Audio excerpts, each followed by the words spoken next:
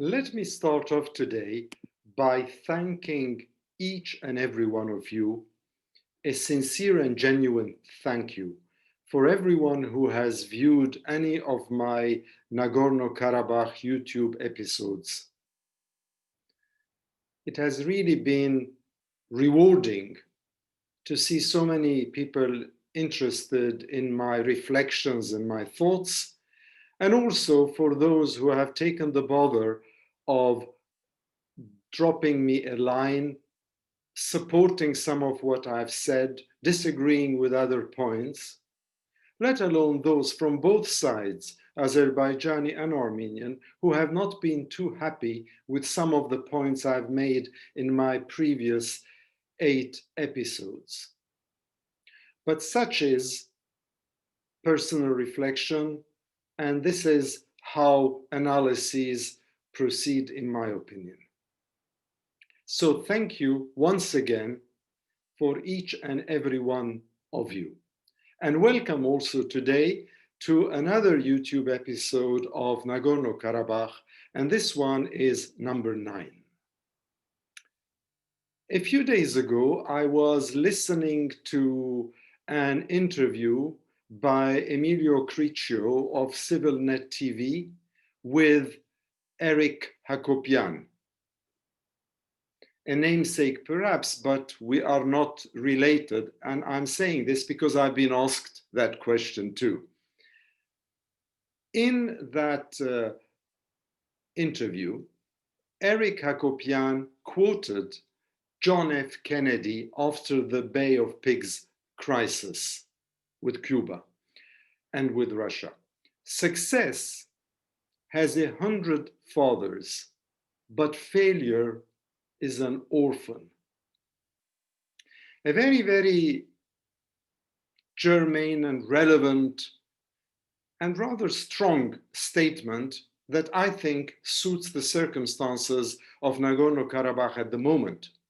And of course, some of you might also know that this quotation from John F. Kennedy is a rough translation of a statement that was made by another Roman historian many, many hundreds of years ago, in fact, in 98 AD, by Tacitus in Agricola, in which he said, and I quote, "This is an unfair thing about war. Victory is claimed by all, failure to one alone." In a nutshell, I think what Agricola was a commentary on what makes a high quality political military leader. But having listened to that quotation by Eric Hacopian, I also remembered another quotation that I think is also suitable for the occasion and one that I would like to share with you today.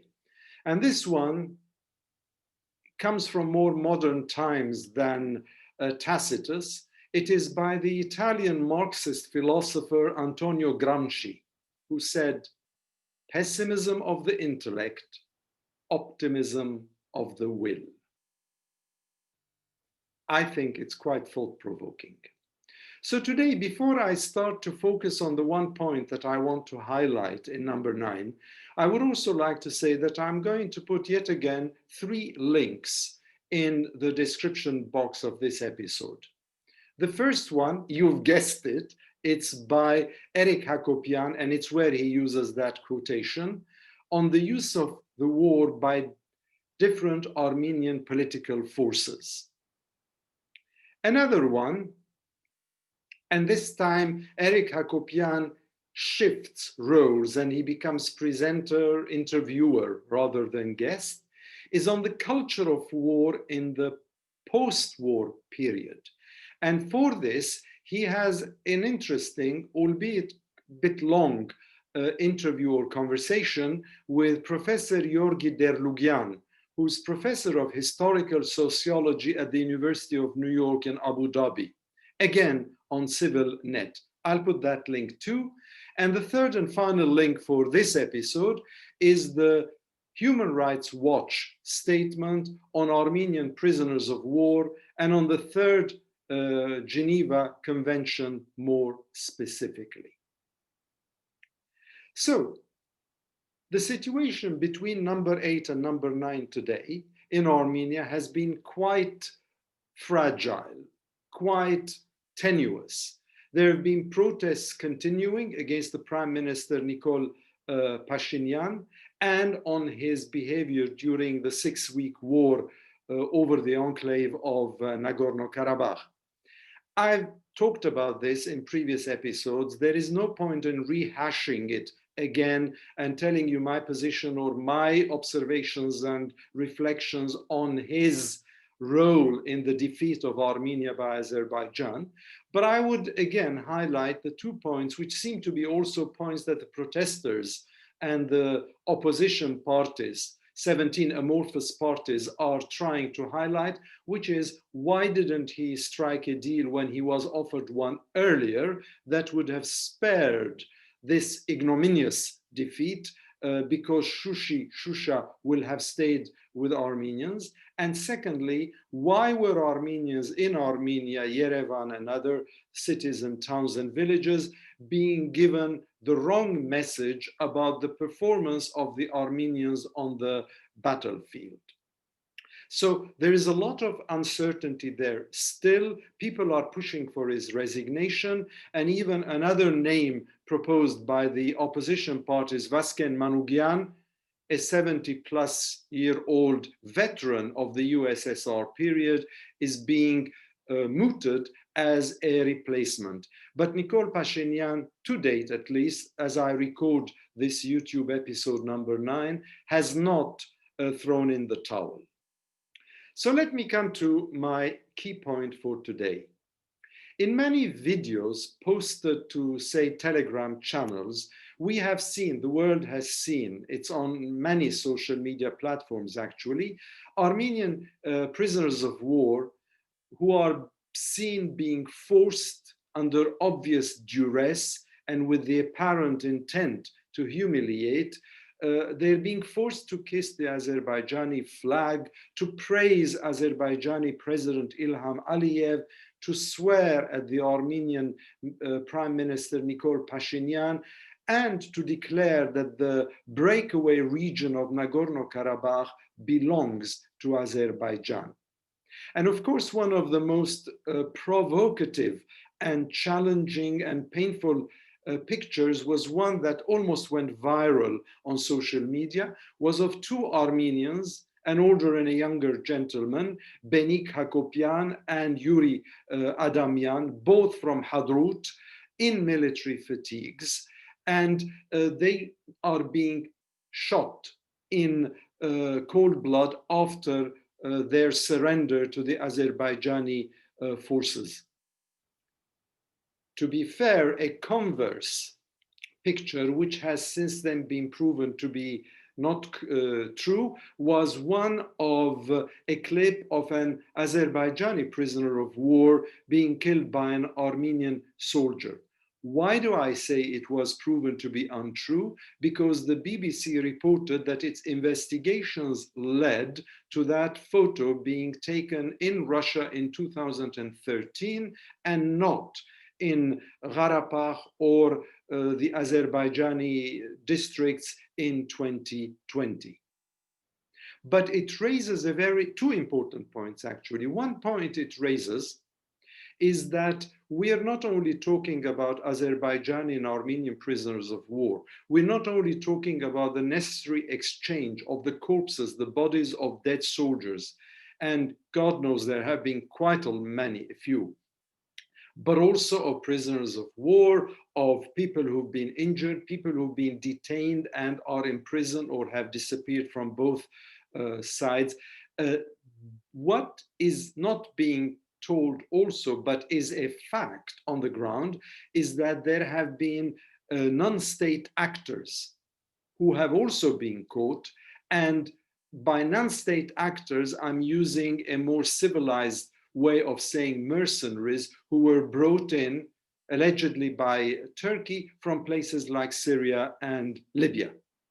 So prisoners of war, That is the key issue at the moment, in addition to the protests in Yerevan, in addition to the triumphalism in Baku because of their victory in the war.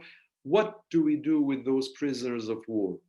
It pains me that those people who were conscripted to the army, who were actually following orders, nobody knows their exact political opinions themselves, they were following orders, some with rifles, some operating drones.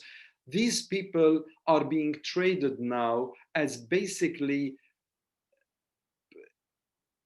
barter for a political situation that is far from being satisfactory. And I could have, for instance, very easily used one of those pictures as a background to my number 9 tube episode today. I didn't do that. Why? Because I don't want to be provocative.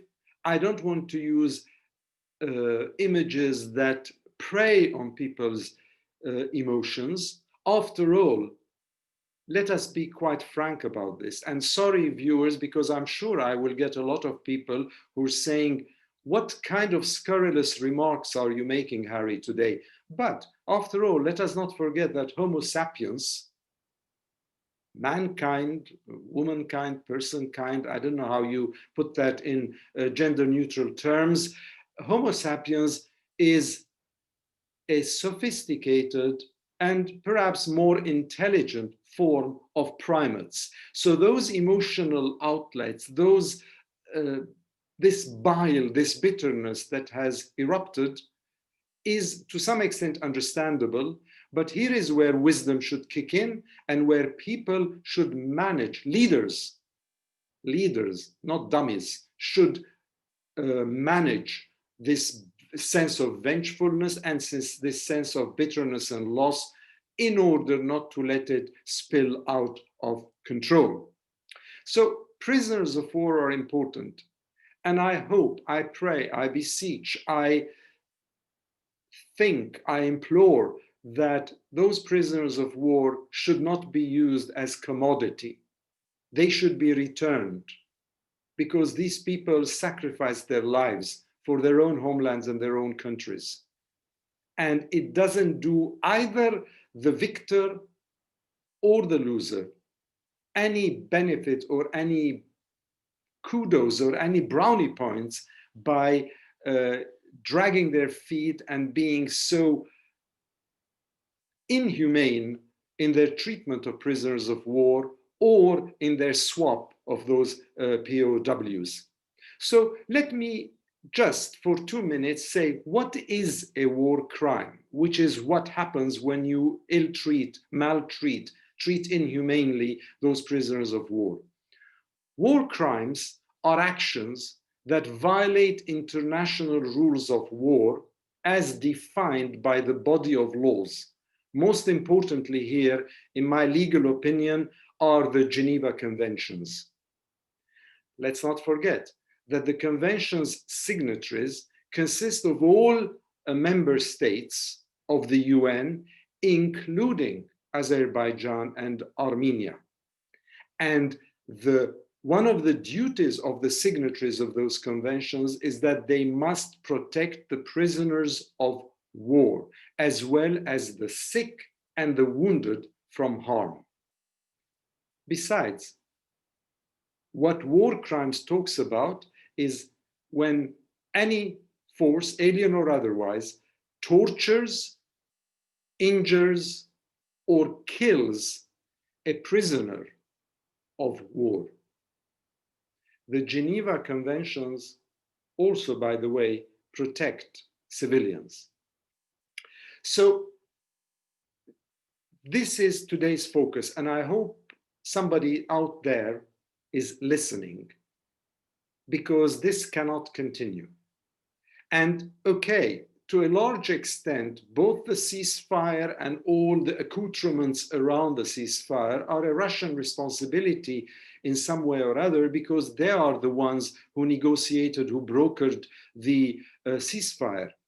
But the OSCE Minsk group, the United Nations, be that the Security Council or other organs, the human rights body, As, for instance, a wonderful senior analyst at Crisis Group, Orissia Vartanian, suggested recently in an interview with a Canadian radio channel, that the UN should become involved to guarantee the ceasefire and make sure that both parties stick to it. It's a short ceasefire, it's a short document, it doesn't resolve the conflict, but it shows hopefully a path, a roadmap toward, if good intention exists, toward a resolution of this conflict. And here in number 9, I'm not talking about the methodology of conflict resolution. I'll come to that probably in a future number. And equally importantly, less venom, less bile, less vindictiveness, less triumphalism, and less jingoism. Too many isms that I'm seeing over and over again every day that really do not speak well of the people behind them in the 21st century. We're supposed to be beyond those animalistic instincts. We're supposed to be dealing together with other pandemics, COVID-19 and others. We're not here to kill prisoners of war in cold blood, to make life more difficult, to crow about victories or implode about defeats. Let's think of those people who sacrificed their lives for their homelands, for their countries, and for all those who are still held in captivity. And let me once more, because I really like it, conclude by reminding you of Gramsci's quotation that I used earlier. Pessimism of the intellect, indeed, but also optimism of the will. Have a nice week ahead.